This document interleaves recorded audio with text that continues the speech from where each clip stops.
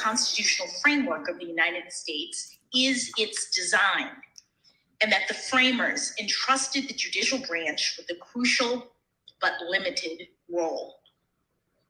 I've also spent the better part of the past decade hearing thousands of cases and writing hundreds of opinions, and in every instance, I have done my level best to stay in my lane and to reach a result that is consistent with my understanding of the law and with the obligation to rule independently without fear or favor. I am humbled and honored to continue in this fashion as an Associate Justice of the Supreme Court of the United States, working with brilliant colleagues, supporting and defending the Constitution, and steadfastly upholding the rule of law.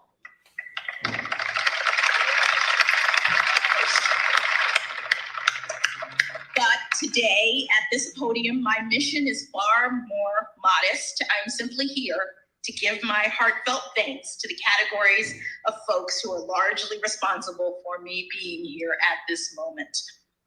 First, of course, there is my family. Mom and Dad, thank you not only for traveling back here on what seems like a moment's notice, but for everything you've done and continue to do for me. My brother Ketanji is here as well. You've always been an inspiration to me as a model of public service and bravery, and I thank you for that. I love you all very much. To my in-laws, Pamela and Gardner Jackson, who are here today, and my sisters-in-law and brothers-in-law, William and Dana, Gardy and Natalie, thank you for your love and support. To my daughters, Talia and Layla, I bet you never thought you'd get to skip school by spending a day at the White House. This is all pretty exciting for me as well, but nothing has brought me greater joy than being your mother. I love you very much.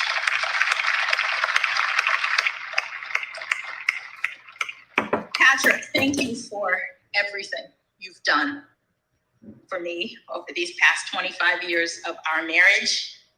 You've done everything to support and encourage me, and it is you who've made this moment possible. Your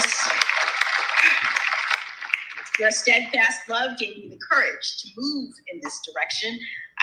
I don't know that I believed you when you said that I could do this, but now I do.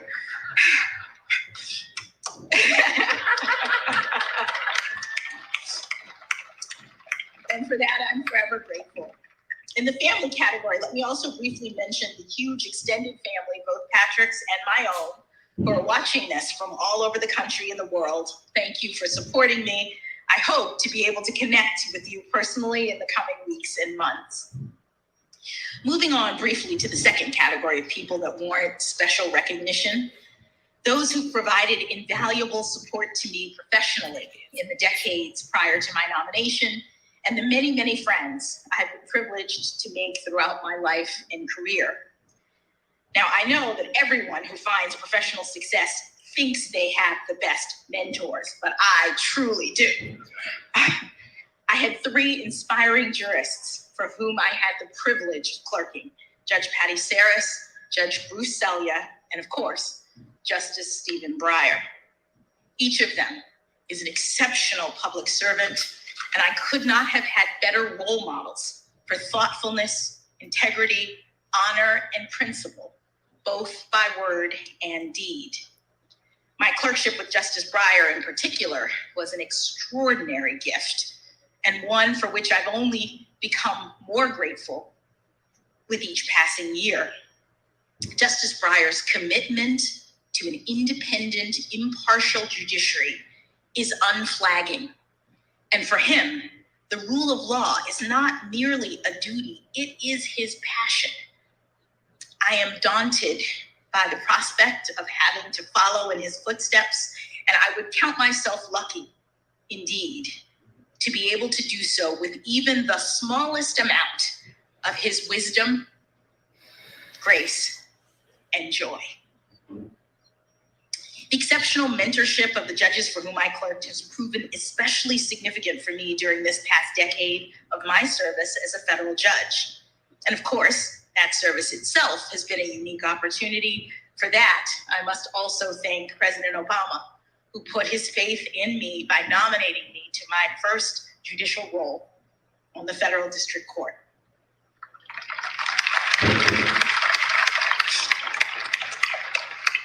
This brings me to my colleagues and staff of the Federal District Court in Washington, D.C. and the D.C. Circuit. Thank you for everything.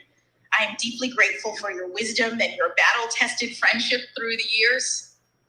I also want to extend a special thanks to all of my law clerks, many of whom are here today, who have carved out time and space to accompany me on this professional journey. I'm especially grateful to Jennifer Ruda, who has been by my side since nearly the outset of my time on the bench and has promised not to leave me as we take this last big step. To the many other friends that I have had the great good fortune to have made throughout the years, from my neighborhood growing up, from Miami Palmetto Senior High School, and especially the debate team, from my days at Harvard College, where I met my indefatigable and beloved roommates, Lisa Fairfax, Nina Coleman Simmons, and Antoinette Sequeira Coakley. They are truly my sisters. To my time at Harvard Law School and the many professional experiences that I've been blessed to have since graduation, thank you. I have too many friends to name, but please know how much you've meant to me and how much I have appreciated the smiles, the hugs, and the many girls that have propelled me forward to this day. Finally, I'd like to give special thanks to the White House staff and the special assistants who provided invaluable assistance in helping me to navigate the confirmation process. My trusted Sherpa, Senator Doug Jones, was an absolute godsend.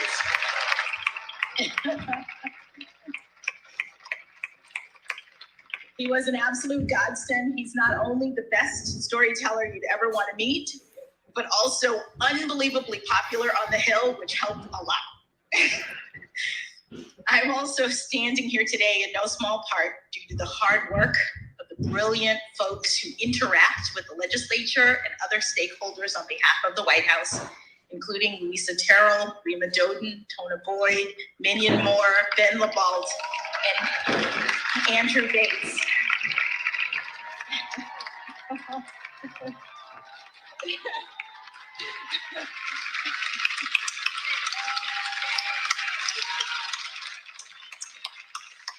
I am also particularly grateful for the awe-inspiring leadership of White House counsel Dana Remus.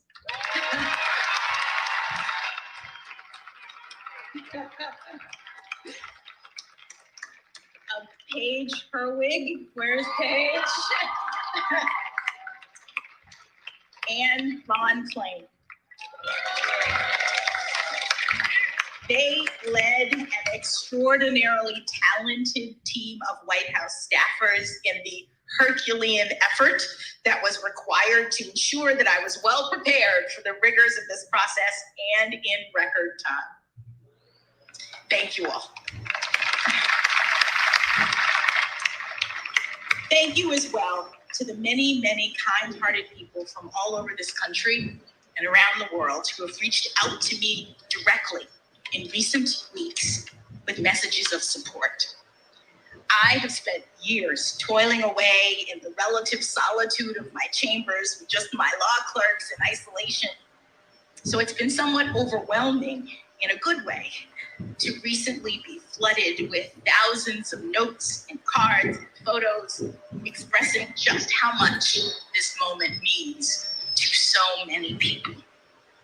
The notes that I've received from children are particularly cute and especially meaningful because more than anything, they speak directly to the hope and promise of America.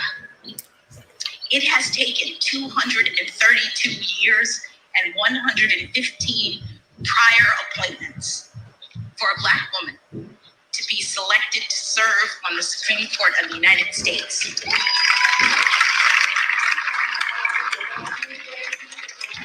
We've made it.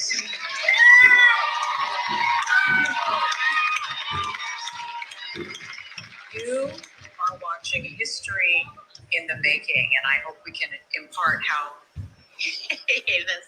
Sorry, trying to get that vacuum to turn off. Okay.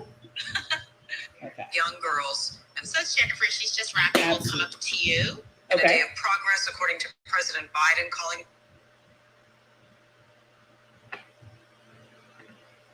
Sure. How's that?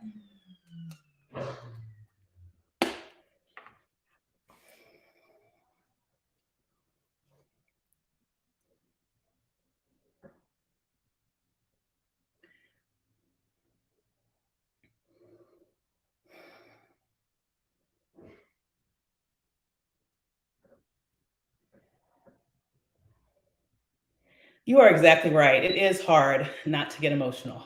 This is a day that is over 2 centuries in the making. It is a day that, honestly, we are lucky to be alive to see it. This is a blip in history, the first, will never happen again.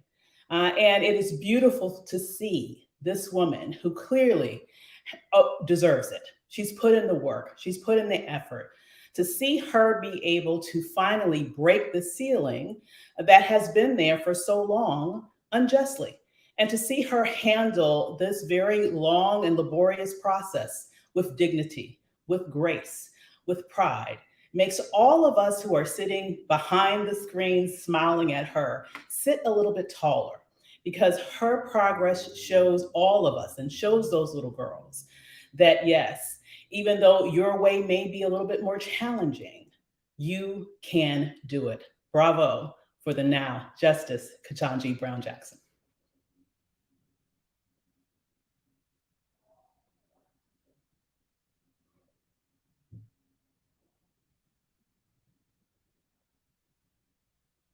Yes.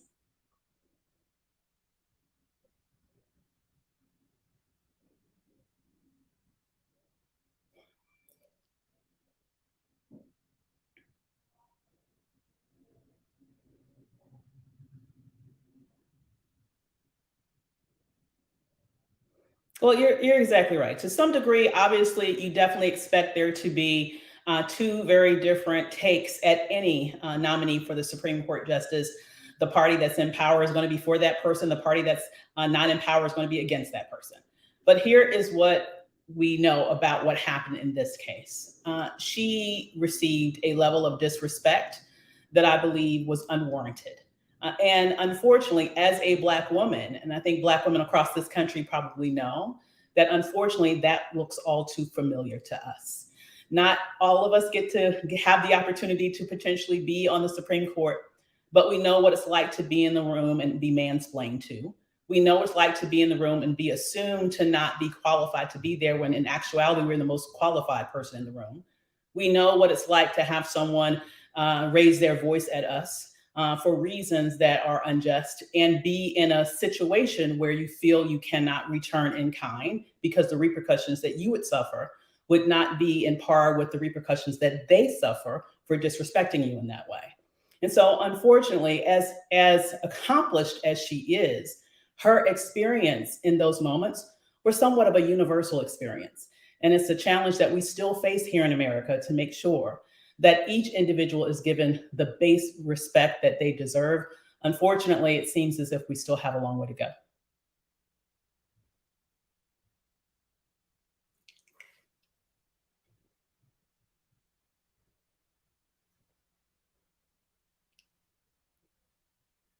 My pleasure. Thanks for having me.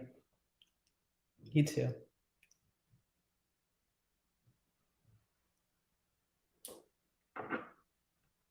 Thanks, guys. Bye. You too. All righty. I almost missed my hit, guys. Hey, I had to run upstairs and get the vacuuming to stop for a second. But listen, I wanted to just quickly give you a couple of observations about that particular hit and let you know why you saw what you saw, but also why you didn't hear what you didn't hear. Okay. And just to give you a little bit of background, that was a national hit with Canadian television. I'm a commentator on there, and I oftentimes come on to speak to issues around race and around gender. And obviously, when it has to do with Black women, that's the intersection of the two. So I love to come on to talk about issues that specifically focus on Black women. This was historic. What you noticed when you first came on was they were showing the White House ceremony live on national Canadian TV. And so we were all listening to it as in real time as they were showing it to their national audience. Now, I will say the reason why this looks like this, you guys, this is not what they saw on television. Initially, they tried to reach me via Skype. We had some problems with Skype dropping. So at the very last minute, I had to just grab my cell phone and my tripod and they FaceTimed me. That entire interview was had via FaceTime. Yeah. Yes, the very same thing that you have on your iPhone. And so what I did was I just set my laptop here so you could view it, but the look that they saw was a much better sort of cropped look than, looking at my door in terms of what you guys are seeing right now. Another thing I want to be able to mention to you, you probably did not hear the actual interview. You probably only heard my end of the interview. And that's because when it was time for me to go on, I put on these earbuds, and that gives them a better audio quality, but it does not allow you to hear what she says to me. So you only heard my answers to her questions. You did not hear her questions to me. But I will just have to say really briefly that, this is a major moment. This is a major moment. I feel lucky to be alive to see this. Honestly, to be perfectly honest with you guys, I didn't think I'd ever see this day. To be perfectly honest with you, when President Obama left the White House and he didn't nominate a Black woman to the Supreme Court, I have to be honest with you, there were many of us, including me, who pushed and pushed and pushed and pushed during his administration to have a Black woman nominated, and it never happened. And when he left and it had not happened, I assumed that I would go to my grave without seeing this day. And so it is beautiful to see this come to pass. I feel so excited about her, and I wish her well. And even though, unfortunately, her presence is not going to change the dynamics of the court, there is still going to be a conservative majority in the court right now. The reality is that over time, hopefully the pendulum will swing the other way. Shows you how important elections are, okay? Shows you how important elections are, because these are lifetime appointments, all right? Last thing I will say is that for those of you who are in my masterclass this week, I will say that I got this request at the last minute. I was wearing black today. Normally I wouldn't wear black, but hey, maybe we're going to go over this on Monday, okay? And the on-camera training that we're going to do as part of the masterclass. So you will get more information about how to prepare to do live television hits out of your home, just like what I just did when we do our on-camera training on Monday. So I look forward to seeing you there. But don't forget, we still have more of this masterclass, including tonight and all throughout the weekend. So want to see you in all those classes. Okay, there's still much for you to learn. And if you are not in the masterclass, you can definitely join right now. You can go to perfectmediapitch.com. That's perfectmediapitch.com. Go ahead and grab. There are a few days of the class left. You have missed several trainings, but that's okay. We have the replays available so you can get caught up. Those replays will be available all the way up until Tuesday at midnight. So you still have time to get caught up. You can take some time of the weekend and binge over those trainings so that you can make sure that you are part of this process as well. So with that said, you guys, I have to go and celebrate with some sister friends of mine. We're having a special luncheon in honor of this, a whole group of us who have worked very hard to make this happen. And it's time for us to celebrate. With that said, I will see you all later. And especially for those in the masterclass, I will see you tonight at 7 p.m. See you then, guys. Bye.